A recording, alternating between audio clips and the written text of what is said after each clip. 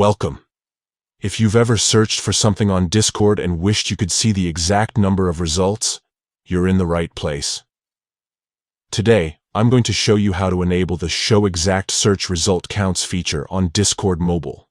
This is the latest method, updated for 2025, and it's super easy to follow. Let's get started.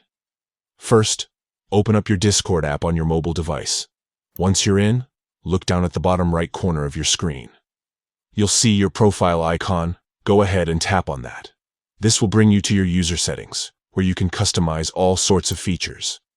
Now, at the top right of your profile page, you'll notice a small gear icon. That's the settings icon. Tap on it to open up the full settings menu. Here, you'll find a variety of options, but don't worry, we're heading somewhere specific. Scroll down through the settings menu until you find the section labeled Appearance. Tap on Appearance to open up the display and theme settings for your Discord app. This is where you can tweak how Discord looks and feels on your device. Inside the Appearance settings, look for the option that says Show Exact Search Result Counts. There will be a toggle switch right next to it. By default, this might be turned off, but all you need to do is tap the switch to turn it on.